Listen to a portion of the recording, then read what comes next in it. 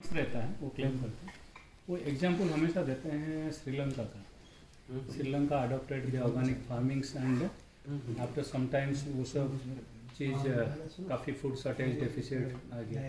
तो कभी आप वो एनालिसिस में रखे हैं, मैंने क्या इसका आंसर क्या है, श्रीलंका क्यों फेल हुआ, इसका क्या साइंटिफिक श्रीलंका फेल कैसे हुआ है इसका डीप में तो अपन ने ग्राउंड लेवल पे जाके स्टडी किया नहीं है। हाँ। तो अपन नहीं बता सकते। बाकी प्रैक्टिसेस अगर हमारी सही नहीं होती हैं और अगर हमारा मैनेजमेंट सही नहीं हो सकता है, नहीं हुआ होगा, तो फिर फेल होने के चांसेस हैं उसमें।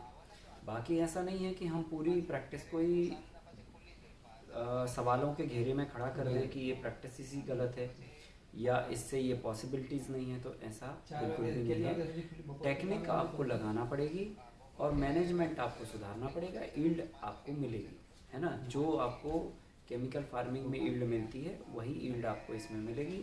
और ईल्ड की जहाँ तक हमारी स्टडी है कि हम जितनी मिट्टी पे अभी खाना उगा रहे हैं, लगभग 50% के आसपास की हमारी लैंड एरिया खाली रहता है पूरे टाइम। गर्मी के समय में, बारिश के समय में, सर्दी के समय में 3 सीज़न होते हैं। तीनों सीज़न में हमने देखा है भारत की लगभग 70% मिट्टी ही इंगेज रहती है 2 सीज़न में। जैसे बारिश के समय पे देखें तो बहुत सारी ज़मीनें ऐसी हैं जहाँ पर पानी भरता है तो लोग क्रॉप ही नहीं उगाते, बोले बारिश में पानी भर जाता है। और लगभग ऐसा 30% के आसपास एरिया होता है। फिर रबी सीज़न में 30% ऐसा एरिया होता है कि वो लोग रबी में क्रॉप नहीं उगा पाते, बोले पानी नहीं है।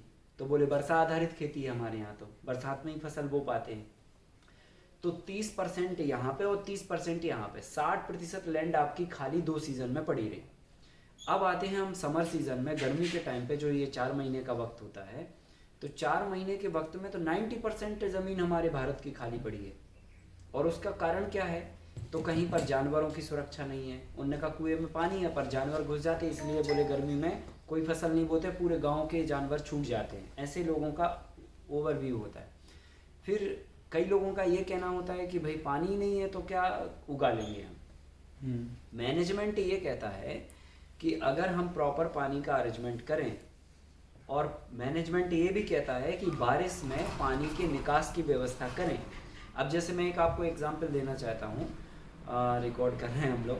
बिहार में जो है ना, हर साल बाढ़ आती है, बराबर। और बिहार का मैक्सिमम एरिया फ्लड से प्रभावित होता है। जनजीवन तो अस्त व्यस्त होता ही होता है और खेती बाड़ी तो पूरी तरह से डैमेज हो जाती है। माने कि बरसात में वो किसान बिहार में कोई भी फसल नहीं ढंग से उगा पाते हैं क्योंकि फ्लड आ जाता है। अब फ्लड का आने का कारण क्या है कि धरती के अंदर एरिएशन प्रॉपर नहीं है। पानी जो है ना धरती के अंदर जा ही नहीं रहा है, और जा रहा है तो बहुत कम मात्रा में जा रहा है। तो क्या होता है, बारिश का पानी गिरता है और वो फिर बहने लग जाता है। अब बहने के बाद में क्या होता है, खेतों की मिट्टी भी बहा के लेके जाता है। खेतों की मिट्टी बहा के जा रही है तो नदियों में सिल्ट के रूप में वो जमा हो रही है। नदियों का जो गहरीकरण पहले था, आज वो जाके मतलब 3-3, 4-4 फीट की नदियाँ बची हुई हैं। आप सोच लीजिए, गवर्नमेंट को क्या करना चाहिए कि उन नदियों को गहरा कर देना चाहिए, और वो जो जमा हुआ है मटेरियल नदियों में, वो उस इलाके के 4-5 किलोमीटर के जुड़े हुए किसानों को वो दे देना चाहिए, मटेरियल निकाल के। तो नदियाँ जब गहरी होंगी और वो जो मटेरियल है वो किसानों के खेत पे डलेगा, तो 4-5 साल तो उनको खाद नहीं डालना पड़ेगा, है ना। खेतों की थोड़ी हाइट भी हो जाएगी। और दूसरा, नदी जब गहरी होगी तो अल्टीमेटली पानी का जो फ्लो है वो फ्लड के रूप में नहीं आएगा, तो आप उस पर अन्न उगा पाएंगे। ये मैनेजमेंट का हिस्सा है, ठीक है। नंबर 2, कई जगह पे, तीसरा कि कई जगह पे किसानों के पास बहुत ज़्यादा पानी खेतों में भर जाता है, भले फ्लड नहीं आता लेकिन कीचड़ जैसी स्थिति हो जाती है, वो लोग गर्मी बरसात में फसल नहीं उगा पाते। वहाँ पर हम ड्रेनेज प्रॉपर सिस्टम बनाएं, और ड्रेनेज अगर हम कर लें तो 30% लैंड एरिया में हम कल्टिवेशन बरसात के समय में भी कर सकते हैं। जो लोग ये टाइम पे बरसात के बाद रबी में फसल नहीं उगा पाते हैं पानी ना होने की वजह से, अगर हम मैनेजमेंट करें जैसा हम बता रहे हैं, केमिकल बंद कर दें, मिट्टी में एरिएशन जाने दें, केंचुए को डेवलप होने दें, मिट्टी की पोरोसिटी को बढ़ाएं, प्राकृतिक खेती करें, तो जल धारण क्षमता मिट्टी की बढ़ेगी, तो इधर फ्लड नहीं आएगा, वाटर टेबल बढ़ेगा, तो 30% ज़मीन में जो रबी सीजन में क्रॉप नहीं उगा पा रहे, आप उस सीजन में क्रॉप उगा पाएंगे। और वाटर रिचार्जिंग के सिस्टम पर अगर हम काम कर लें तो जो गर्मी के टाइम पे 90% जमीन खाली पड़ी रहती है वो जमीन में हम जो है क्रॉप उगा पाएंगे। तो 4 महीने की टोटल यील्ड आपको मिलेगी, है ना। तो 60% एरिया तो आपका ये हो गया और 90% ये हो गया, तो 60 और 90 टोटल मिला के अगर आप देखें तो 100 करीब आपका 70% के आसपास एरिया पूरे साल भर खाली पड़ा हुआ है। तो वो एरिया में हम मैनेजमेंट सुधार के जब यील्ड बढ़ाएंगे तो आप नेचुरली तरीके से जितना अभी फूड प्रोडक्शन कर रहे हैं उतना ही फूड प्रोडक्शन आप बैलेंस में कर पाएंगे, भले आधा होगा प्रोडक्शन तब भी। और एक और बात है कि मैनेजमेंट में ये भी आता है, ये एजुकेशन का भी पार्ट है। हमारी सोसाइटी को इस लेवल पे अवेयर होना पड़ेगा अगर हमें जहर से मुक्ति चाहिए। हमने देखा है कि आज जो हम खाना खा रहे हैं, खाने का 30 to 40% जो है ना वेस्टेज होता है। 30 to 40%। आप किसी भी शादी के रिसेप्शन में जाएंगे, आप पूरा बजट और कैलकुलेशन लगाइए, 30% फूड वेस्ट होता है। 30%। इवन हमने घरों में भी देखा है, बहुत सारी सोसाइटीज़ के घर में बहुत सारे लोग अपनाते भी हैं कि पूरा थाली का अन्न खाते हैं, लेकिन बहुत सारी जगह हमने ये देखा है कि उनको खाना है 2 स्पून चावल और उन्होंने ले लिया इतना सारा, और फिर वो खाएंगे 2 ही, बाकी का छोड़ देंगे। तो ये मैनेजमेंट का पार्ट है कि भाई आप जो है ना इनऑर्गेनिकली खूब पैदा कर रहे हैं और फिर खूब वेस्ट कर रहे हैं।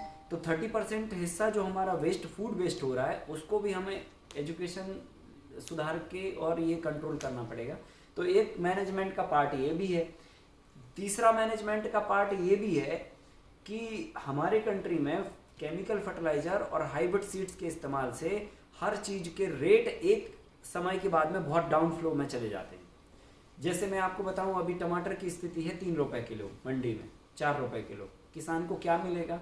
आलू 2 रुपए किलो। मैं वही कह रहा हूँ, मेहनत ही नहीं मिलती उसकी, नहीं मिल रही ना। तो ऐसे प्रोडक्शन यील्ड का क्या ही फायदा, ऐसे प्रोडक्शन करने का क्या फायदा कि जिसके बाजार में दाम ही ना मिले। माना हम इतना एक्सेस प्रोडक्शन कर रहे हैं, इतना सरप्लस कर रहे हैं जिसकी हमें ज़रूरत ही नहीं है।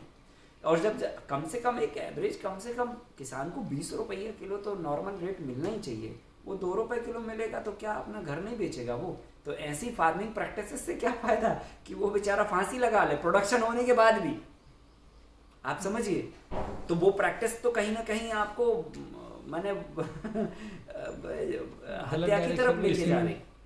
इसमें आपका हिसाब से कौन सा जगह पे कमी है? हाँ, जो कि ये जो इतना हाई प्रोडक्शन आ जाता है, कंट्रोल नहीं है, कि दूसरा क्या तरीका हो सकता है? हाँ। क्या सजेशन है? देखिए, इसमें जो है ना हमारी कंट्री में कैसे एक पता पॉलिसी चलेगा? बनना फार्मर तो अपना चाहिए। कर रहा है। एक हमारे कंट्री में नेशनल लेवल पे पॉलिसी बनना चाहिए, और वो पॉलिसी ऐसी होना चाहिए जिसमें हमारी फूड रिक्वायरमेंट क्या है उस पर केस स्टडी हो कि हमको आलू कितना चाहिए होता है, हमको ये कितना चाहिए होता है, हमको ये कितना चाहिए होता है। एक एवरेज, एकदम एक्यूरेसी तो नहीं हो पाएगा, पर एक माना कि हमारे आबू रोड में इतना आलू का कंजप्शन एक साल में होता है मोटा मोटी। तो अब इसकी जो रिक्वायरमेंट है उसकी रिक्वायरमेंट हम कौन से डिस्ट्रिक्ट से कितना वो करके कर सकते हैं पैदा, वो कंट्रोल होना चाहिए। और एग्रीकल्चर डिपार्टमेंट के पास इसकी कमांड होना चाहिए कि भाई वो किसानों को प्रोत्साहित करें कि भाई ये क्रॉप का डाटा ऑलरेडी फुलफिल हो गया है, अभी आप ये क्रॉप ये ऑप्शन है, ये आप उगाइए। तो ऐसा करके अगर हमें अपनी फूड रिक्वायरमेंट पता चल जाए और उस पर हम डिपार्टमेंट के थ्रू, जो हमारे एनजीओज काम कर रहे हैं उनके थ्रू, बड़े बड़ी ऑर्गेनाइजेशंस काम कर रहे हैं उनके थ्रू अगर ये कंट्रोलिंग दे दें तो हम बैलेंसिंग रिक्वायरमेंट डाइट ही उगाएंगे, जिससे हर चीज़ के दाम बैलेंस में रहेंगे, कोई बहुत एक्सेस नहीं होगी, कोई को इम्पोर्ट नहीं करना पड़ेगा, कोई को एक्सपोर्ट नहीं करना पड़ेगा। अभी सब अनडिस्टर्ब है, कुछ भी नहीं पता हमारी कंट्री में कि क्या किसको क्या कितना चाहिए। आलू उगाने में लगे तो वो ही उगाए जा रहे हैं, पता चला वो 2 रुपए किलो 1 रुपए किलो टमाटर उगा रहे तो वो ही उगाए जा रहे हैं, फिर बाकी की चीज़ें हम बाहर से इसमें सरप्राइज ये है जी, ये आलू और टमाटो ये दोनों का बहुत हिस्टोरिकल रिकॉर्ड, प्राइस बहुत डाउन हो जाता है, एक सीजन में फेंकते हैं, खाते नहीं, ये है, फिर भी लोग इसको करते हैं। कुछ तो फैसिलिटेटिंग फैक्टर है, वही प्रमोट करता है, दूसरा डाइवर्सन नहीं होती। जी। तो उसका जो केमिस्ट्री है वो एक्चुअली क्या है समझना है, किसने क्यों लोग knowing that also this is not more हाँ, प्रॉफिटेबल ठीक है भाई, उसको थोड़ा सा रिपीटेडली technical क्यों का करते चल हैं, रहा क्योंकि था, बाजार मैंने कहीं ना भी कहीं एक देखा, बाजार तो- फैक्टर्स भी है, उसको पुश कर देता है और आगे कौन बढ़ सी जाता कौन सी है। डेट में? नहीं तो अदर वे उसको डाइवर्सन के लिए कोई सपोर्टिव फैक्टर्स के उस प्रोत्साहन की नॉलेज की ठीक है, एक्सेस ठीक कुछ है तो भाई, आज ही लैकिंग हाँ। होगा। देखिए क्या होता है, आलू, प्याज, लहसुन और ये जैसे टमाटर जैसी फसलें हैं, इनके लिए क्या है ना, गवर्नमेंट ने स्टोरेज की भी बहुत सारी फैसिलिटीज़ और ये सब इंफ्रास्ट्रक्चर के थ्रू दिया हुआ है। जब एग्रीकल्चर इंफ्रास्ट्रक्चर में हम जाते हैं तो हम देखते हैं कि इन सब चीज़ों को स्टोर करने की व्यवस्था है। तो क्या होता है, किसानों को प्रोत्साहन मिलता है कि चलो ठीक है, आलू हमने ज़्यादा पैदा कर लिया, दाम कम होंगे तो कोल्ड स्टोरेज में रख देंगे, तो उससे फिर एक्सेस प्रोडक्शन होता है। और जब एक क्रॉप का एक्सेस होता है तो दूसरी क्रॉप का कम होता है, क्योंकि लैंड एरिया तो हमारे पास उतना ही है, चाहे आप एक में आलू उगा लीजिए, चाहे दूसरे में प्याज उगा लीजिए। तो क्या हो रहा है कि फिर दूसरी चीज़ शॉर्टेज पड़ती है तो वो बाहर से इंपोर्ट होती है। अब जैसे हम तेल बाहर से इंपोर्ट कर रहे हैं, है ना, जबकि हम तेल आलू की जगह पे जो 2 रुपए किलो बिक रहा है उस जगह पे तेल उगा सकते हैं, पर हम तेल को प्रमोट ही नहीं कर पा रहे, फार्मर्स को एजुकेशन ही नहीं दे पा रहे कि भैया आप अनकंट्रोल तरीके से ये क्रॉप मत उगाइए, आप ये भी उगाइए ताकि आपको प्रॉपर ये मिले। तो इसमें क्या है ना, एक बहुत अच्छा केस स्टडी हो सकता है। हमारा जो ओपिनियन है या जो हमारा ये है कि हर एक डिस्ट्रिक्ट की सॉइल का ऑब्जर्वेशन हो कि हमारे ये डिस्ट्रिक्ट में किस कैटेगरी की सॉइल है और इसमें मेजर क्रॉप क्या उग सकती हैं, तो वो हम उस डिस्ट्रिक्ट को डिस्ट्रीब्यूट करें कि आप लोग मैक्सिमम ये क्रॉप उगाइए।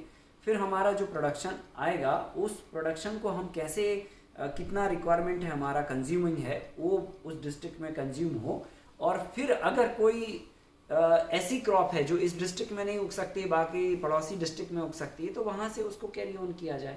पर ऐसा ना हो कि हम पूरे लोग एक ही क्रॉप उगाने में लगे हुए हैं और बाकी की फसलों को हम इधर उधर से ला रहे हैं। अभी क्या होता है, जैसे किसान की 1.5 साल होती है, इस साल टमाटर प्याज हाई लेवल पे चले गए, हाँ। किसान जमेगा वो प्याज ही प्याज करेगा, बराबर। तो इसमें थोड़ा सा संतुलन किसान का हो, सभी प्रकार की देखो वो एक अच्छी समझ विकसित करके ही होगा। ये तो किसान को अपने लेवल पे भी करना पड़ेगा कुछ, है ना, कि भाई किस चीज़ का क्या मार्केट है उसकी स्थिति को समझ के, पर इसके लिए नेशनल लेवल पे एक पॉलिसी होना चाहिए। जैसे मैं आपको बताऊं, इसका डिस्ट्रीब्यूशन सेंटर या डिस्ट्रीब्यूशन कमांड जो है ना, जैसे जापान में मैंने देखा है, आपको मैं बताऊं, वहाँ पर प्रोडक्शन का और डिस्ट्रीब्यूशन का कमांड गवर्नमेंट के पास है। गवर्नमेंट क्या करती है कि जैसे आप दूध पैदा कर रहे हैं तो उनके परचेसिंग सेंटर बने हुए हैं, आप 40 रुपीज़ पर केजी में उनको आप मिल्क जो भी पैदा हुआ आप दे देंगे। अब गवर्नमेंट के पास उसकी कमांड है कि कितना दूध डिस्ट्रीब्यूट करना है, कितने को प्रोसेस में लेके आना है, कितने को क्या करना है। तो वो चीज़ जो है ना वो रिक्वायरमेंट के हिसाब से, और नीचे जो है ना किस किस को क्या, अब जैसे कोई फार्मर आके खड़ा हो गया, मुझे फार्मिंग करनी है, वो डिपार्टमेंट पे जाएगा, उसको सब्सिडीज मिलेगी, सपोर्ट सिस्टम मिलेगा, उसको ये एडवाइस भी मिलेगी कि आपको ये क्रॉप उगाएंगे और ये रुपएज आपको मिलेंगे, क्योंकि हमारे पास कमांड है, हमें पता है कि अब दूध तो सरप्लस हो गया। अब अगला कोई अगर किसान आएगा कि हमको ये काम करना है इस फील्ड में, तो हम उसको कहेंगे कि आप अनियन उगाइए, अनियन के लिए ये सब्सिडीज़ हैं, ये सुविधाएं हैं, ये सारी फैसिलिटीज़ हैं। तो वो कमांड एक व्यक्ति के पास है या एक ऑर्गेनाइजेशन या एक सिस्टम के पास है, तो उससे सारा बैलेंस बना रहता है, कोई प्रोडक्शन सरप्लस नहीं होता है और किसी की इतनी वो नहीं बनती है शॉर्टेज की हमें बाहर से इम्पोर्ट करना पड़े, तो और उसमें सबको अच्छे बराबर पैसे मिलते हैं।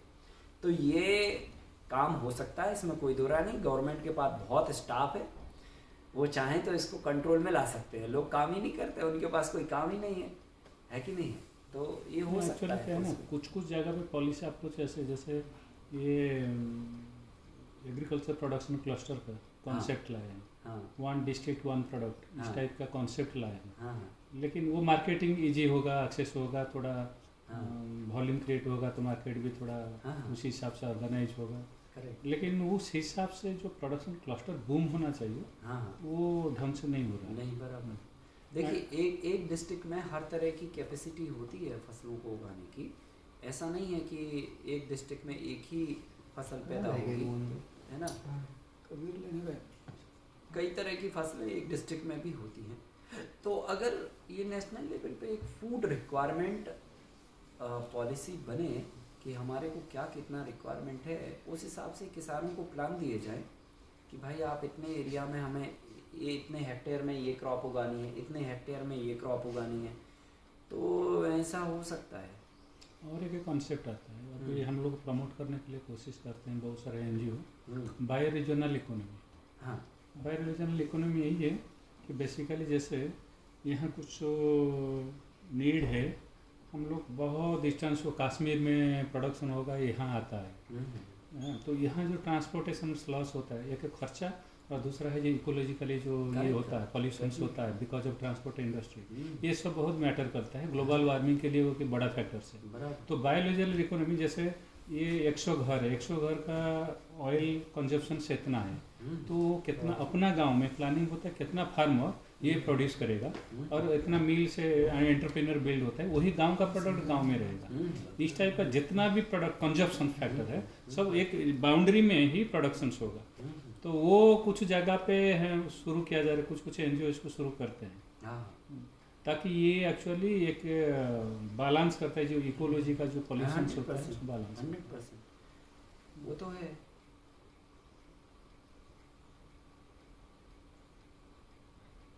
देखिए नेचुरल फार्मिंग से बहुत सारी चीजें सुधर जाएगी। हम लोग कोई और हमें प्रोडक्शन बढ़ाने की जरूरत नहीं है, हमें प्रोडक्शन शुरू कंट्रोल करते हैं। करने की जरूरत है। हाँ।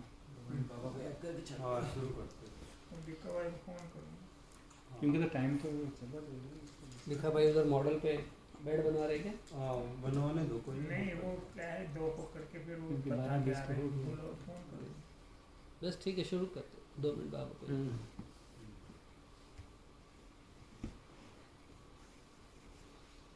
तो देखिए पहले हम मिट्टी के कैटेगरी की बात कर ले 10 मिनट, फिर हम सॉइल हेल्थ के बारे में बात करते हैं। 2 मिनट बाबा को याद करते फिर हाँ। शुरू। ठीक।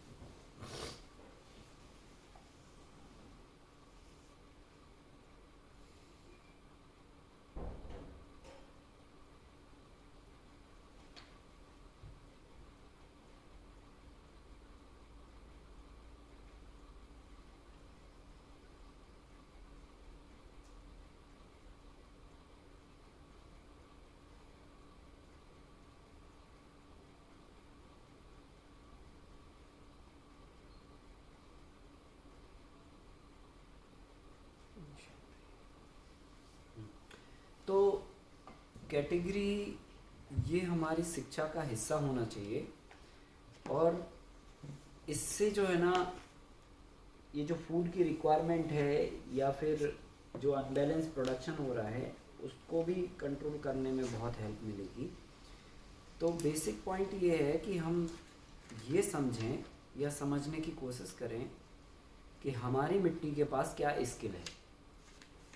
अगर हम व्यवहारिक रूप में इस बात को करें तो कुदरत ने, जैसे हमने लिखा है ना ये एक दूसरा वाला पॉइंट, कि गुणात्मकता के आधार पर हम सब अलग अलग हैं, ठीक है। तो गुणों के आधार पर मिट्टियाँ भी अलग अलग हैं। जैसे हम इंसानों को कुदरत ने गुण दिया है कि कोई इंसान अच्छा लिख सकता है, कोई अच्छा पढ़ सकता है, कोई अच्छा दौड़ सकता है, कोई अच्छा एरोप्लेन उड़ा सकता है, कोई अच्छा खड्डा खोद सकता है, कोई अच्छी ठेकेदारी कर सकता है, कोई मतलब अलग अलग स्किल दिया हुआ है कुदरत ने। तो एक ही माँ बाप के, एक ही बीज के दो अलग अलग फलों के अंदर भी गुण अलग अलग होते हैं, है ना। जैसे एक माँ बाप के 4 बच्चे हैं, चारों बच्चों के अंदर एक ही स्किल नहीं होगा, सबके अंदर अलग अलग स्किल होता है। तो बीज भले एक है लेकिन उनके फलों के अंदर भी कुदरत ने विविधता दे रखी है।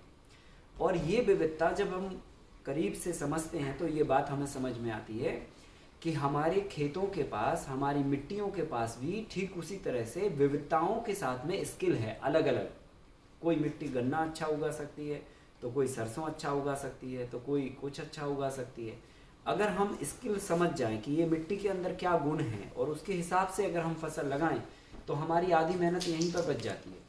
अदरवाइज़ क्या होगा, उदाहरण के तौर पे जो व्यक्ति के पास साइकिल चलाने का स्किल है, अगर हम उसको एरोप्लेन की चाबी देंगे तो आप समझ लीजिए कि क्या होगा।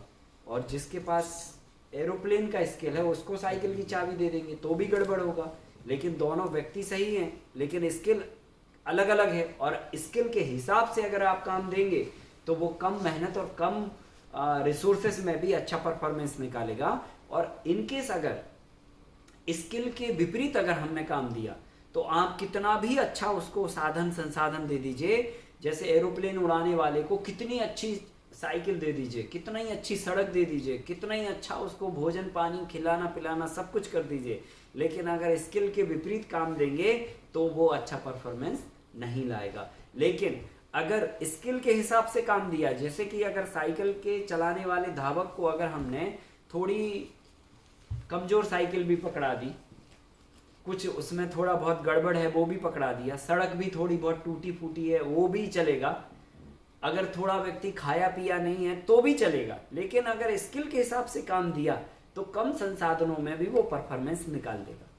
और अगर स्किल के विपरीत काम दिया तो वो बहुत ज़्यादा साधन के बाद भी परफॉर्मेंस नहीं निकाल पाएगा। साइकिल चलाने वाले आदमी के ऊपर आप कितना ही खर्चा कर लीजिए वो ढंग से एरोप्लेन कभी नहीं उड़ा पाएगा। बस वैसे ही मिट्टी के लिए है कि अगर मिट्टी गन्ना अच्छा उगा सकती है, हम कितना ही खाद, कितना ही पानी, कितना ही हाइब्रिड सीड्स, कितना ही अच्छा मैनेजमेंट, कितनी मशीनरीज, कितने भी कुछ भी कर लें तो भी वो मिट्टी अच्छा परफॉर्मेंस नहीं दे पाएगी, क्योंकि वो उसका स्किल नहीं है। तो ये मिट्टी के जब हम अध्याय को पढ़ने जाते हैं, सॉइल को जब समझते हैं तो उसके अंदर हमें ये बात बहुत गहराई से समझनी पड़ती है कि किस मिट्टी में क्या उग सकता है। अब ये विज्ञान पे जब हम गहराई से उतरेंगे तो फिर तो बहुत अंदर और बहुत बड़ा बृहद ज्ञान है इसके अंदर, क्योंकि जैसे हम इंसानों में 1 लाख इंसान है तो हर एक 1 लाख के अंदर अलग गुण है, ठीक है, तो कितनी विविधता हो जाएगी। तो मिट्टी को ही समझते हमारी उम्र खत्म हो जाएगी। तो इस ज्ञान को थोड़ा सा फिल्टर करते हुए 3 कैटेगरी में अपन ने सॉइल को आइडेंटिफाई किया है और 3 कैटेगरी में सॉइल को बांटा है, मोटा मोटी, है ना, मोटा मोटी। तो वो 3 कैटेगरियाँ क्या हैं वो हम आपको लिख के बोलते हैं। तो बेसिकली और इन 3 कैटेगरी की मिट्टियों को हम अलग अलग ढंग से पहचानते हैं। तो देखिए क्या होता है, किसी भी मिट्टी को रंग रूप से आप नहीं पहचान सकते, है कि नहीं है, कि भाई जैसे मान के चलो कोई व्यक्ति काला है तो ठीक है वो अच्छा पढ़ सकता है, ऐसे थोड़ी हो सकता है कि नहीं है। कलर से किसी की आइडेंटिफिकेशन नहीं हो सकती है। तो आइडेंटिफिकेशन के लिए हम कुछ पैरामीटर्स रखते हैं जिससे हम उसको पहचान सकते हैं। तो अभी हम यहाँ पे समझने जा रहे हैं मिट्टी के प्रकार, मिट्टी के प्रकार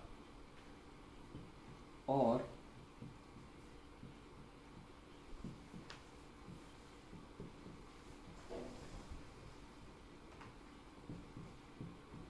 उसमें लगने वाली फसलें।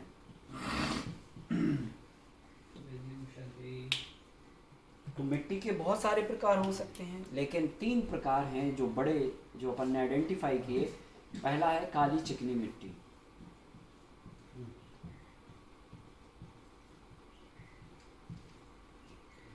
दूसरा है रेतीली मिट्टी और तीसरा है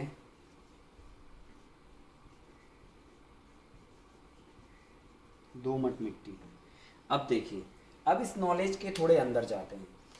जो काली चिकनी मिट्टी है उसको हम कैसे पहचानेंगे कि ये काली चिकनी मिट्टी की कैटेगरी है? क्या मिट्टी का कलर देख के हम पहचानेंगे कि ये काली चिकनी मिट्टी है? तो कलर से उसका आइडेंटिफिकेशन नहीं हो सकता है। उसका आइडेंटिफिकेशन हमें उसके कैरेक्टर पे जाके करना पड़ेगा। तो कैरेक्टर नंबर 1 कि ये मिट्टी पानी पकड़ती है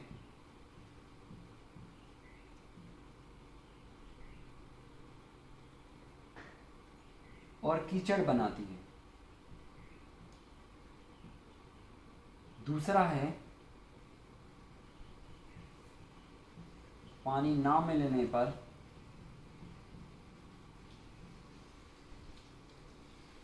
बड़ी बड़ी दरार बनाती है, क्रैक्स बनाती है।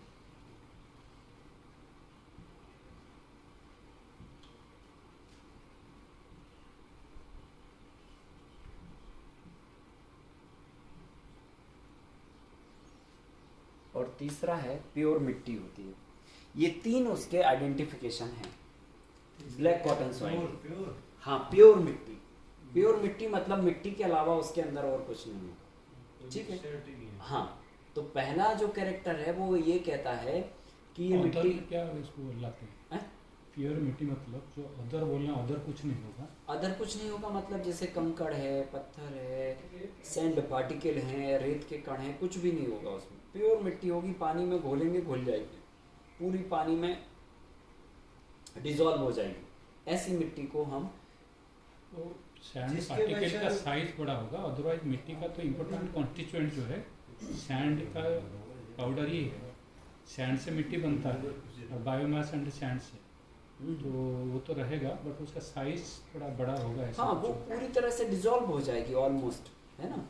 मतलब ठीक है, हाँ, ठीक। तो पहला आइडेंटिफिकेशन है कि ये पानी को होल्ड करती है, अगर बारिश गिरती है तो ये पानी को पकड़ती है, माने कि जल्दी ड्राई नहीं होगी। एक बार गीली हो गई तो लंबे समय तक ये गीली बनी रहेगी। जैसे कुमार जो मिट्टी यूज करते हैं, जो तालाब के अंदर हाँ, निकलती है, वो मिट्टी- correct। यही मिट्टी होती है। करेक्ट। तो एक तो ये हो गया कि वो पानी पकड़ के कीचड़ को बनाती है।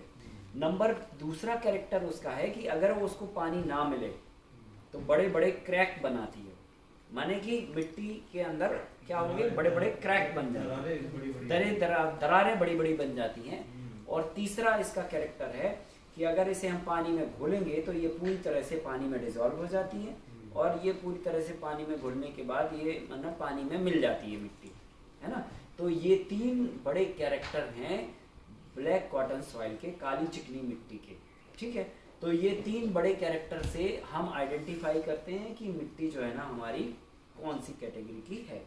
जैसे इसको कॉटन क्यों बोलते हैं, black cotton soil? Black cotton उसका अंग्रेजी नाम है, काली चिकनी नाम रखा है बेसिकली उसका, ये साइंटिफिक नाम रख लेते हैं। नाम रख कॉटन लिया है। सपोर्टिव है, हैं? कॉटन सपोर्टिव साइज, उसमें सबसे हाँ। ज्यादा कॉटन ही होता है इसमें। नहीं कॉटन नहीं, सपोर्टिव नहीं, हाँ, वो वैसे cotton बेस्ट होता ये, है। वैसे जो ये बेस्ट है हमारी साइड हरियाणा में काफी है, ये महाराष्ट्र में भी है, इसमें कॉटन ही ज्यादा होता है। कॉटन होता है वो एक अलग बात है, पर उस कॉटन से ब्लैक कॉटन का कोई रिलेशन नहीं है, ये नाम है उसका। कनेक्शन नहीं है कोई। हाँ, ये नाम है उसका। हाँ जी, तो ब्लैक कॉटन अपन ने नाम रखा है उसका, हाँ जी, हाँ जी, और नाम से उसका गुण आइडेंटिफाई नहीं होता, हाँ जी, हाँ जी, है ना। जैसे बहुत सारे लोगों का नाम, कोई का नाम होता गोरेलाल, अब वो पता चला गोरा है ही नहीं।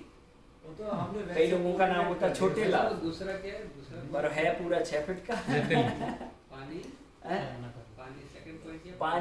पानी ना मिलने पर बड़े बड़े क्रैक बनाना, दरारें बना। दरारें बनाना, ठीक है। और तीसरा प्योर मिट्टी होना। अगर ये कैटेगरी की मिट्टी है कहीं पर, ये तीन गुण मिल रहे हैं, तो आप उसको ब्लैक कॉटन सॉइल बोलेंगे। और अगर ब्लैक कॉटन सॉइल है तो फिर इसके अंदर पोटासियम एलिमेंट सबसे ज्यादा मात्रा में होते हैं, पोटास इंग्रेडिएंट सबसे ज्यादा मात्रा में होता है ये और- मिट्टी का कैटेगरी में। हाँ, ये कि मिट्टी की कैटेगरी में। और अगर पोटास एलिमेंट ज्यादा है तो दाना बनाने वाली यानी कि अनाज वाली फसलें इसमें सबसे बेस्ट होंगी, पोटास की मात्रा ज्यादा होती है। ज्यादा होती है इसमें, बाय नेचुरली पोटास इसके अंदर ज्यादा होती है। क्या फिर जैसे पोटास के लिए, आलू के लिए, तो आलू के लिए भी अच्छी होगी वैसे? नहीं, आलू के लिए ये मिट्टी अच्छी नहीं है। तो क्या करना है, काली चिकनी मिट्टी में अनाज वाली फसलें सबसे बेस्ट होती हैं। तो अनाज वाली फसलों में आप मान के चलिए कि जैसे कि धान हो गया, गेहूं हो गया, मटर हो गया, है ना, बटरी हो गई, मसूर हो गई, चना हो गया, है ना, ये सारी फसलें इसमें बहुत अच्छी होंगी, जो ग्रेन्स कहलाते हैं, दाने कहलाते हैं। क्या गेहूं भी अच्छा होगा फिर हाँ? इसमें? गेहूं? हाँ, गेहूं होगा ना, अच्छा, एक नंबर गेहूं होगा। अब आते हैं दूसरी बड़ी कैटेगरी। दूसरी बड़ी कैटेगरी जस्ट इसके अपोजिट है। ये पानी मिलने पर कीचड़ बनाती है, ये पानी मिलने पर कोई कीचड़ नहीं बनाएगी। इसमें और एक बार सोख रिपीट करें लेगी। भाई जी, और एक बार रिपीट करें, कौन कौन फसल अच्छा होता है इसमें? इसमें जो है ना अनाज वाली फसलें, तो ग्रेन्स जैसे क्रॉप, गेहूं और गेहूं हो गया, चना हो गया, मसूर हो गई, मटर हो गया, यानी बटरी, एक दलिया द्विदलीय ज्यादा होगी। हाँ, बटरी हो गई। आप तो ऐसे लिख लीजिए अनाज, दाने वाली फसलें जिनमें दाना बनता है। चावल में भी दाना बनता है, ये इस मिट्टी में अच्छा होगा, है ना।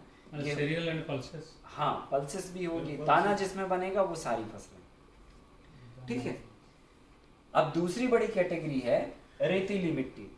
रेतीली मिट्टी का मतलब ये होता है कि ये पानी मिलेगी और कीचड़ नहीं बनाएगी।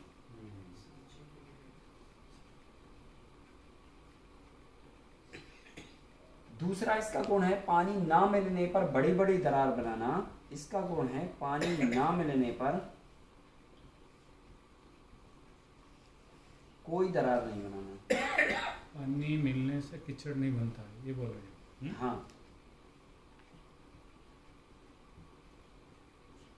काली मिट्टी के अपोजिट है ये। हाँ, काली के जस्ट अपोजिट है इसके कैरेक्टर। ये प्योर मिट्टी होती है, ये 60% से ज्यादा सैंड पार्टिकल होते हैं।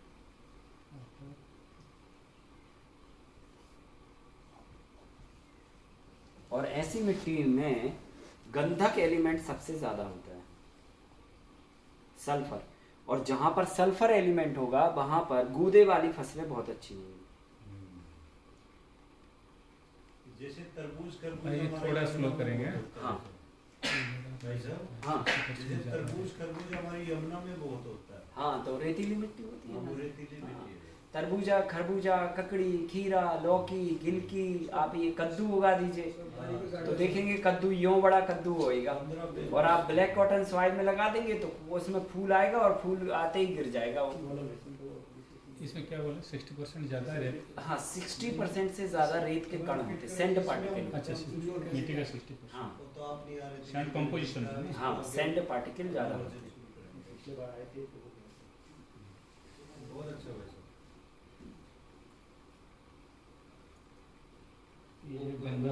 वो प्योर मिट्टी होगी, इसमें 60% रेती होगी। रेती हो। गंधक है सल्फर जिसको बोलते हैं। हाँ, और अगर ये कैटेगरी, ये कैरेक्टर मिल रहे हैं अपनी मिट्टी में, दिख रहा है कि यार ये कैरेक्टर हैं इसमें, तो आप समझ लेना कि ये मिट्टी के अंदर गंधक तत्व की मात्रा ज़्यादा है। और जहाँ पर गंधक ज़्यादा होगा वहाँ पर गूदे वाली फसलें बहुत अच्छी होंगी। कितने % गंधक होगा, क्या मात्रा होगी इसमें? नहीं, मात्रा तो नहीं ऐसे अपन आइडेंटिफाई कर सकते कि इतने % ही होगा, लेकिन गंधक ज़्यादा मात्रा में होता है। बाय नेचुरली गंधक को अडॉप्ट करने की पावर इस सॉइल के अंदर होती है। और जिसमें गंधक की मात्रा ज़्यादा होगी उसी मिट्टी के अंदर गूदा बनाने की ताकत होगी। यानी कि इसमें जो है हर तरह की गूदे वाली फसलें हो जाएंगी। जैसे ये पपीता, कैटेगरी कौन सा है? पपीता भी हाँ इसमें भी आता पपीता इसमें आएगा बिल्कुल। कंद वाली फसलें भी अच्छी। कंद वाली फसलें उतनी अच्छी नहीं होंगी जितनी गूदे वाली होंगी। है। जैसे पपीता, तरबूज, खरबूज। हाँ, गूंदे का क्या हिंदी मीनिंग? गूदा पल पल जैसे पल तरबूज के अंदर जो निकलता है उसको गूदा कहते हैं। पल पल्प। पल पल पल क्रॉप। तिलहनी भी हो सकती है। हम्म? तिलहनी फसलें इसमें ज़्यादा गंधक। हम्म। थोड़ी बहुत। ये लौकी और ये सब हो जाएगा इसमें। हाँ, लौकी इसमें बहुत दबा के होगा, खीरा ककड़ी बहुत दबा के होगा। कद्दू, पेठा। हाँ, ये सब इस मिट्टी का गुण है।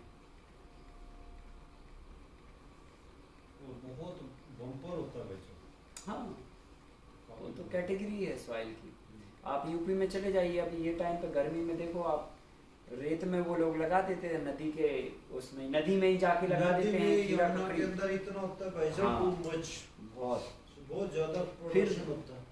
और उसमें कोई खाद वाद नहीं डालते, कोई दवाई नहीं, कोई कुछ नहीं, खाली बीज और पानी बस, और कुछ नहीं। तो ये बाय नेचर, क्योंकि मिट्टी का स्वभाव है वो चीज़ बनाना, तो स्वभाव के अनुरूप अगर काम देंगे तो कम रिसोर्सेस में, कम खर्चे में अपना काम होगा। तीसरी कैटेगरी है दोमट मिट्टी की। और दोमट मिट्टी का जो गुण है वो इन दोनों को मिलता जुलता है। जैसे ये है पानी पकड़ के कीचड़ बनाना, ये पानी नहीं पकड़ के कीचड़ नहीं बनाएगी। और इसका गुण है पानी पकड़ना, ये पानी पकड़ेगी पर कीचड़ नहीं बनाएगी।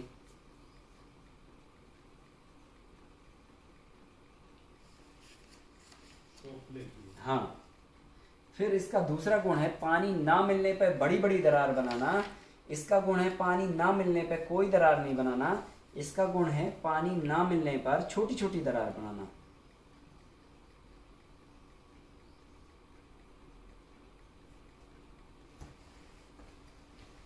जैसे आपने बोला कि रेतीली मिट्टी में एक तो पानी नहीं पकड़ती है और दूसरा वो अगर पानी पकड़ेगी तो कीचड़ नहीं होगा, ऐसे? नहीं नहीं नहीं, ये तीसरी मिट्टी का गुण है। दूसरी मिट्टी की बात। दूसरी मिट्टी का गुण है पानी ना मिलने पे कोई कीचड़ नहीं बनाएगी। ना मिलने से। पानी न मिलने से कीचड़ हाँ। नहीं, और पानी मिलने से? पानी मिलने से भी कोई कीचड़ नहीं बनाएगी। उसको चल सकते हैं। सॉरी, पानी ना मिलने से दरार नहीं बनाएगी हाँ। और पानी मिलने पर कीचड़ नहीं बनाएगी। तो कितना भी पानी डाल देंगे, लेकिन आपने एक भी बोला ना कि वो पानी पकड़ेगी भी नहीं। हाँ, पानी पकड़ेगी भी नहीं। तो चूस सैंडी सॉइल है ना, हाँ। प्लेट होती है। पानी को चूस लेगी उसी टाइम। हाँ, पानी तुरंत नहीं पकड़ती। पानी ड्रेनेज कर देती है। पानी मिलने पर कोई दरार नहीं बनाएगी और पानी ना मिलने पर पानी ना मिलने पे कोई दरार नहीं बनाएगी, वो पानी मिलने पे कीचड़ नहीं बनाएगी, ऐसा है। और इसका गुण है कि पानी अगर मिला तो पानी को तो पकड़ेगी पर कीचड़ नहीं बनाएगी। तो पानी पकड़ती भी है, होल्ड भी करती है और कीचड़ भी नहीं बनाती है, माने दोनों के बीच की स्थिति है। फिर पानी ना मिलने पे ये छोटी छोटी दरार बनाती है, बारीक बारीक हाँ बारीक बारीक छोटे छोटे क्रैक बनाएगी, माने उंगली भी नहीं जाएगी आपकी, जैसे अपनी सुतली होती है ना, सुतली टाइप हाँ। के जैसी छोटी-छोटी वो बना छोटी छोटी क्रैक बनाएगी। और तीसरा इसका गुण है कि इसमें कुछ ना कुछ मिक्स जरूर होगा। अब वो क्या और कितना ये कुछ भी फिक्स नहीं है, पर मिक्स जरूर होगा। मात्रा mix जैसे रेत मिक्स हो सकती है, कंकड़ हो सकते हैं मिक्स, है ना, फिर पत्थर भी हो सकते हैं छोटे छोटे, कुछ भी मिक्स हो सकता है पर मिक्स जरूर होगा। और अगर ये कैटेगरी आइडेंटिफाई होती है कहीं पर सॉइल की, तो आप इसमें समझना आयरन की मात्रा सबसे ज़्यादा होती है ये मिट्टी के अंदर। आयरन मात्रा ज़्यादा होती है, मैग्नीशियम ज़्यादा होता है इस मिट्टी के अंदर, कैल्शियम की मात्रा ज़्यादा होती है, और इसमें गंधक भी होता है थोड़ी मात्रा में। तो ये तत्व ज़्यादा होने से कंद वाली फसलें ये मिट्टी ज़्यादा अच्छे से बनाती है। तो इसमें मूली लगाओ, गाजर लगाओ, आलू लगाओ, प्याज लगाओ, चुकंदर लगाओ, सलजम लगाओ, है ना, हल्दी लगाओ, हमारी जो अदरक मिट्टी है लगाओ। दोमट मिट्टी है। आपके इधर दोईमट मिट्टी है, और ये दोमट मिट्टी मतलब बहुत सारी फसलें उगाने की रेंज खुल जाती है। 1 मिनट और एक होता है क्रॉप ये सब में अभी हाँ। इससे रिलेटेड 2-3 बातें आप कंद वाली फसलें ये मिट्टी में अच्छी से, कंद वाली कौन मतलब ट्यूबवेल जमीन के अंदर होने जमीन, वाली। ट्यूबवेल। भाई साहब मैं 2-3 क्वेश्चन पूछना चाह रहा हूँ। हम्म, हमारा जो आरोग्यवन है ना भाई साहब, उसमें जैसे TDS हाई है, हम्म, तो वो हम आपको दिखाना भी चाहेंगे। हम्म, उसमें क्या होता है भाई साहब, पिछले 5 साल से हम्म, लगभग वो पानी हम देते हैं, होल्ड करती है हम्म, और हार्ड हो जाते हैं, उसके जो डले पत्थर जैसे हो जाते हैं। उसमें क्या होता है, जैसे अभी हमने तरबूज खरबूज लगाया भाई साहब, हम्म, बहुत अच्छा कोई भी फसल, तरबूज खरबूज का कोई भी फसल लगा दे बहुत अच्छा ग्रो करती है भाई। हम्म, लेकिन 2 या 3 महीने के बाद, जैसे 60 दिन के बाद असली काम शुरू होता है उसमें भाई साहब। 60 दिन के बाद वो जड़ें जो सूख सड़ जाती है पूरी तरह। सड़ने के बाद जड़ों उनको जब निकालते तो ब्लैक हो जाती है नीचे से, पर एक उनमें हरे हरे कीड़े निकलते, सूढ़ियाँ निकलती हैं भाई साहब। हम्म। ये पिछले 4 साल से 5 साल से यही कंटिन्यू प्रोसेस पूरा फल जो ग्रो होता है वो नहीं होता। और फल इस तरह निकलता भाई साहब, सब्जी का, आलू का भी, हर चीज का ग्रोथ पूरी यानी पहले तो किसान ये देखता है कि अब की बार तो बल्ले बल्ले। हमने स्वीट कॉर्न लगाया था, इतना जबरदस्त स्वीट कॉर्न आया था, लेकिन नीचे इलियां हो गई थी भाई। देखो वो इंसेक्ट वाला पार्ट है, कीड़े कंट्रोल होना या कीड़े लगना या जो भी है, पर अभी तो जो है ना हम, ठीक है, हाँ, वो उसके बाद में ले लेंगे, हाँ, उस time पे। क्योंकि नहीं देखिए नहीं, ये उसी से जुड़ता हुआ क्वेश्चन है ना भाई साहब, ये बात नहीं, ये उसी के से जुड़ता हुआ क्वेश्चन है ना भाई जी। ये मिट्टी स्वाभाविक तौर पे ये क्रॉप उगाएगी। अब उगाने में उसको क्या दिक्कत आ रही है वो अलग पार्ट है, पर ये उगाएगी, है कि नहीं है। तो ये अभी हम गुणों के आधार पर फसल को डिस्ट्रीब्यूट कर रहे हैं ये कि तो क्लासिफिकेशन है। हाँ, कि ये मिट्टी के अंदर ये वाली फसलें उगाना चाहिए। तो अब जैसे हम लोग हैं यहाँ पर दोमट मिट्टी देख रहे हैं, तो दोमट में हम ऑलमोस्ट सब कुछ उगा सकते हैं, है ना, पर सबसे अच्छा क्या उगेगा, तो कंद वाली फसलें उगेंगी, है ना, रूट क्रॉप अच्छी होगी इसमें। लेकिन वैसे जो अपने यहाँ तपोने मिट्टी जो दोमट है ना भाई साहब, हम्म, इसमें हम पिछले कई साल से अदरक और हल्दी लगाते हैं, लेकिन कभी सक्सेस ही नहीं हुई। इसलिए नहीं होता क्योंकि आपके यहाँ के वाटर की हार्डनेस और TDS ज़्यादा है, सॉइल का pH वैल्यू भी ज़्यादा है। देखो गुण एक अलग चीज़ होती है। जैसे आज मैं समझना बात को, हमारे अंदर गुण है कि मैं दौड़ अच्छी लगा सकता हूँ, पर पैर टूटा हुआ है, आप समझिए बात। तो अगर पैर टूटा है तो हमारा गुण क्या कर लेगा फिर, अगर पैर ठीक होएगा तो हम अच्छे से दौड़ सकते हैं, ये बात है।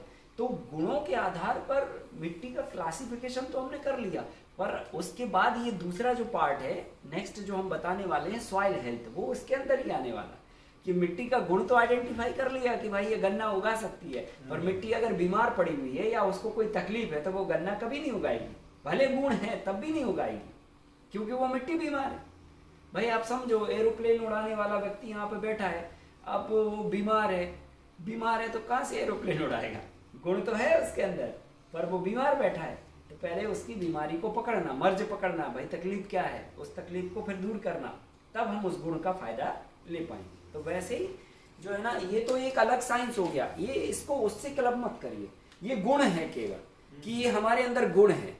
अब हम स्वस्थ होंगे, हम खाए पिए होंगे, हम तंदुरुस्त होंगे, तो फिर हम अपने गुणों के अनुसार काम आपको दे पाएंगे।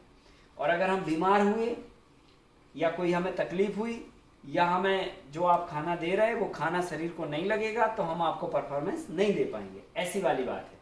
तो ये अलग चीज हो गई, इसको उससे क्लब नहीं करेंगे। अब हम आते हैं सॉइल हेल्थ पर।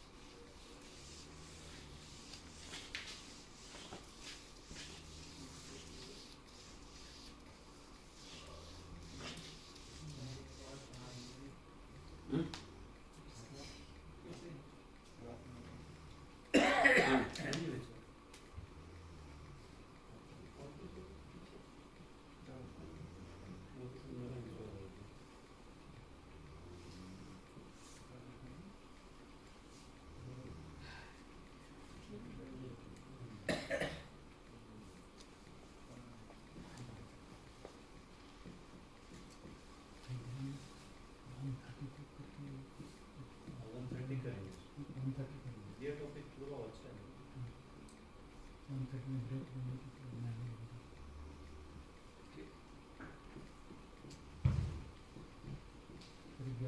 रुकना है क्या अभी? नहीं 130 अच्छा है वैसे, टॉपिक अच्छा है। इसको कंप्लीट करते हैं, हो जाएगा अभी आधा घंटे के अंदर, ठीक। तो क्योंकि ये दोनों टॉपिक एक दूसरे से जुड़े हुए हैं, मिट्टी का कैरेक्टर पहचानना और फिर कैरेक्टर पहचान के मिट्टी को हेल्दी बनाना। देखिए अब हम बात कर रहे हैं मिट्टी को, देखिए इसके अंदर 3 चीज़ें हैं, है ना। अभी हमने तो सॉइल आइडेंटिफाई कर लिया, और वो होता है सॉइल सॉइल हेल्थ मैनेजमेंट में ये दोनों पार्ट है। टॉपिक है सॉइल हेल्थ मैनेजमेंट, ठीक है। अब सॉइल हेल्थ मैनेजमेंट में पहला पार्ट ये है कि हम मिट्टी के गुण पता करें और उसमें क्या लग सकता है वो हम तय करें। अब ये तो हमने तय कर लिया कि ये मिट्टी हमारी कौन सी है, इसमें क्या लगेगा, पर उसके बाद हम ये भी करें पता कि मिट्टी बीमार तो नहीं है। अगर मिट्टी बीमार हुई तो हम उसका फ़ायदा नहीं ले पाएंगे। दूसरा, अगर बीमार है तो उसे नेचुरली तरीके से हम कैसे ठीक कर सकते हैं। तीसरा है कि मिट्टी की बीमारी तो ठीक कर ली हमने, पर मिट्टी को और ज़्यादा हेल्दी कैसे हम बना सकते हैं, है ना। जैसे मान के चलो हमको मलेरिया हुआ, आपने ये पहले मर्ज पकड़ लिया कि हमको मलेरिया है, फिर मलेरिया की आपने हमें ट्रीटमेंट दे दिया, अब ठीक है मलेरिया भी ठीक हो गया, ये भी हो गया, पर अब हम जो है ना शारीरिक तौर पे थोड़े मजबूत हो जाएं, उसके लिए आता है फिर कि उसे और हेल्दी बनाना, ठीक है। तो ये 3 पार्ट के अंदर ये पूरा विषय कंप्लीट करेंगे अपन, और ये दोनों पार्ट सॉइल हेल्थ के अंतर्गत आएंगे। तो अब हमें सबसे पहले नंबर स्वास्थ्य पता करना मिट्टी का। तो अब स्वास्थ्य पता करने के लिए क्या करना चाहिए, तो साइंस कहता है लेबोरेटरी जाइए और सॉइल टेस्टिंग कराइए। सॉइल टेस्टिंग से आपको पता चल जाएगा कि आपकी मिट्टी में क्या है और क्या नहीं है, क्या चीज़ की कमी है। पर इस बात को हम इस बात से हम सेटिस्फाई नहीं हैं और ना ही हम इसको प्रमोट करते हैं, और इसकी वजह है, गहरी वजह है। वजह ये है कि इस विषय को समझने से पहले हमें ये भी तय करना पड़ेगा कि हमारे इंडिया में एजुकेशन लेवल हमारा बहुत डाउन स्तर का है, ठीक है। और जहाँ तक किसानों की बात करें तो और भी ज़्यादा डाउन है। उन्हें मोटी मोटी बात समझ में आती है ना, उन्हें मिट्टी को सॉइल कह दो तो समझ में नहीं आती बात। तो उस केसेस में हमें काम तो उन्हीं से लेना है। तो अगर नॉलेज को यानी कि ज्ञान को अगर हम सहज बनाएंगे, सरल बनाएंगे, तो वो एडॉप्टेबल होगा। और अगर कॉम्प्लिकेटेड बनाएंगे तो भले सही होगा पर एडॉप्टेबल नहीं होगा, उसे एडॉप्ट नहीं कर पाएंगे। जैसे अगर हम एक जनरल किसान के बारे में आप सोचिए, जैसे हम और आप हैं, चलो ठीक है, समझ में आता, सॉइल हेल्थ और मिट्टी का न्यूट्रिशन वैल्यू ये वो समझ में आता है, हम उतना कर भी सकते हैं। उठा के हम अपना सैंपल ले जाएंगे, यूनिवर्सिटी में चेक कराएंगे, टेक्निकली रूप से कागज़ में देखेंगे कौन सा न्यूट्रिएंट कम है, उसके बिहाफ में हम क्या बना के दे सकते हैं, ये हम कर लेंगे। लेकिन एक वो किसान जिसको मतलब ये सब नहीं आता, टेक्निकल वर्ड नहीं आते, मोबाइल नहीं चलाता, इंटरनेट की दुनिया से दूर है, समझ रहे ना, वो खेत में शुद्ध रूप से अपने परिवार के साथ में रह रहा है और खेती बाड़ी अपना कर रहा है और वो जुगाड़ तरीके से अपनी प्रैक्टिसेस कर रहा है, उसके लिए ये संभव नहीं है सब। उसके लिए आप बोलेंगे कि सॉइल का सैंपल कलेक्ट करिए टेक्निकली रूप से, वो उठा लेगा ऐसे ही मिट्टी, लो साहब ले जाओ, सही है कि नहीं? व्यवहारिक रूप से आप बात को समझिए। और भारत में ऐसी 90% आबादी है जो इतने टेक्निकली रूप से साउंड नहीं है, तो उनके लिए आप नॉलेज को अगर कॉम्प्लिकेटेड बनाएंगे तो वो अडॉप्टेबल नहीं होगा। इसलिए सॉइल टेस्टिंग वाले मेथड को हम प्रमोट नहीं करते और ना ही ये कहते हैं कि सॉइल की रिपोर्ट जांच होना चाहिए। क्यों? हम एक अलग ही विंग बना रहे हैं, एक अलग विंग तैयार कर रहे हैं, हम प्रैक्टिस बढ़ा रहे हैं अपनी, है ना। तो प्रैक्टिस बढ़ाने का मतलब ये हो गया कि अब आपने एक अलग ही मुद्दा चालू कर दिया कि भैया फसल लगाने से पहले सॉइल टेस्ट कराओ। अब हर बार फसल लगाएगा किसान, हर बार टेस्टिंग कराने के लिए जाएगा, तो कॉम्प्लिकेशन नहीं हो गया? उसमें भी फॉर्मेलिटी हो जाती है आजकल। नहीं, फॉर्मेलिटी वो एक अलग मैटर है, वो बाद वाला है। पहले तो यहाँ गाड़ी शुरू हो रही है, तो हम तो हर साल नहीं करेंगे भाई। एक किसान हम जो गांव में रह रहे हैं, अगर हमसे कोई कहे कि फसल लगाने के पहले हर बार आप टेस्टिंग कराने जाइए, तो हम ये काम नहीं करेंगे। और टेस्टिंग आप एक बार कराने जाओगे तो आपको हमेशा कराना पड़ेगी। पूछो क्यों? इसलिए क्योंकि आज हमारी टेस्टिंग में फास्फोरस ज्यादा निकला, तो इस साल हमने फास्फोरस नहीं डाला। समझना बात को? अब हमने अगली बार टेस्टिंग कराया तो फास्फोरस कम हो गया, तो अब अगली बार हम फास्फोरस डालेंगे। फिर अगली बार टेस्टिंग कराया तो मैग्नीशियम कम निकला, तो हर बार टेस्ट करा रहे और हर बार टेस्टिंग के हिसाब से हम मिट्टी को खाना दे रहे। तो ये अनव्यवहारिक हो गई बात। ऐसे आप ह्यूमन बीइंग पे आप अप्लाई करिए कि हम खाना खाने से पहले हर बार टेस्ट कराएं कि आज हमें क्या खाना चाहिए, तो कितना कॉम्प्लिकेटेड हो जाएगा, है कि नहीं है? तो मैं आपसे ये कहता हूं कि ये प्रॉब्लम को हैंडल करने के लिए क्या आइडियल सिचुएशन हमें काम करना चाहिए। तो मैं कहता हूं कि कंप्लीट और बैलेंस डाइट पर आप काम करिए। कंप्लीट और बैलेंस डाइट ये कहती है कि आप इतना ये खाइए, इतना ये खाइए, इतना ये खाइए, इतना ये खाइए, ये सारा खाना आप एक कंप्लीट डाइट के रूप में आप लीजिए। आपके बॉडी के अंदर कोई भी डिफिशियंसी नहीं होगी कि आपको टेस्टिंग करानी पड़े कि ये तत्व कम है, ये तत्व कम है। तो कॉम्प्लिकेशन अपन बना ही क्यों रहे? डाइट अपन ला रहे हैं, खा रहे हैं, तो स्पेसिफिक डाइट ना खा के बैलेंस और कंप्लीट डाइट पे आप काम करिए, है कि नहीं है? संतुलित और संपूर्ण आहार आप लीजिए तो आपको कोई डिफिशियंसी की जरूरत ही नहीं पड़ेगी और ना टेस्टिंग की जरूरत पड़ेगी। तो ये देखो, ज्ञान होना और ज्ञान का इम्प्लीमेंटेशन और सहज होना, ये दोनों में बहुत अंतर है। और एग्रीकल्चर के लिए हमको ज्ञान होना चाहिए पर सहज और सरल होना चाहिए, कॉम्प्लिकेशंस नहीं होना चाहिए। और कॉम्प्लिकेशंस हुआ तो ये लेबोरेटरी के लिए ठीक है कि भाई टेस्टिंग करें, कौन सा न्यूट्रिएंट कितना है, ये वो सब उनका काम है, साइंटिस्टों का। किसान का काम है कि व्यवहारिक पक्ष में चीज़ों को समझे और उसे इम्प्लीमेंट करे और आगे बढ़े। तो इस नॉलेज को हमने क्या किया कि सॉइल टेस्टिंग के लिए आप लेबोरेटरी ना जाके खुद से ये आइडिया ले सकते हैं कि हमारे मिट्टी के अंदर क्या है और क्या नहीं है। ठीक है, अब मैं आपको एक मोटी बात बता देता हूँ। मोटी बात ये है कि जैसे जनरली अगर हम देखें, अपने व्यवहारिक पक्ष को समझें, तो अगर बैलेंस और कंप्लीट डाइट अगर हम ले रहे हैं मिट्टी में या अपनी खाने की थाली में, तो हमको कोई डिफिशियंसी नहीं होने वाली, कोई तकलीफ नहीं होगी। तकलीफ केवल यहाँ हो सकती है कि अगर हम खाना खा रहे और खाना लग नहीं रहा हमारे शरीर को, तो तकलीफ हो सकती है खाना लेने के बाद भी। कैसे? कि जैसे मान के चलो, एक कंडीशन होती है कि जब हम खाना खाते हैं तो उस खाने को डाइजेस्ट कौन करता है? तो माइक्रोब्स करते हैं, बैक्टीरिया करते हैं। और बैक्टीरिया को काम करने की एक कंडीशन होती है कि वो एक सामान्य पीएच वैल्यू में काम करें। अगर पीएच वैल्यू कम या ज़्यादा होती है तो चाहे पेट के बैक्टीरिया हो और चाहे मिट्टी के बैक्टीरिया हो, दोनों काम नहीं करते। जैसे फॉर एग्जांपल हमारे पेट का पीएच वैल्यू स्टोमक का एसिडिक नेचर का पीएच होता है, और अगर हमने एसिडिक खाना खाया तो क्या हुआ, पीएच वैल्यू और कम हो जाएगा, एसिडिटी बढ़ जाएगी, और एसिडिटी बढ़ेगी तो भले हमने काजू कतली खाई हो पर शरीर को नहीं लगेगी, वो भारीपन होगा, डाइजेशन ही नहीं होगा, पेट फूलेगा और फिर वॉमिटिंग जैसी सिचुएशन बनेगी, सिर घूमेगा आपका। तो अगर पीएच वैल्यू बैलेंस है तो आप काजू कतली खाओ चाहे सूखे चने खाओ, वो शरीर को डाइजेस्ट होंगे, और डाइजेस्ट होंगे तो वो न्यूट्रेंट जो उनके अंदर है, जो आपने खाया, वो न्यूट्रेंट आपको पूरी बॉडी में मिलेंगे। और अगर डाइजेशन नहीं हुआ तो कितना ही अच्छी चीज खा लो, कितनी न्यूट्रेंट फुल चीज खा लो, वो डाइजेस्ट नहीं हुई तो शरीर को नहीं मिलेगी। वैसे ही सॉइल के अंदर है कि अगर हम बैलेंस और कंप्लीट डाइट पर काम कर रहे हैं, मिट्टी को संपूर्ण और संतुलित आहार दे रहे हैं, लेकिन मिट्टी का पीएच वैल्यू अगर गड़बड़ है तो बैक्टीरिया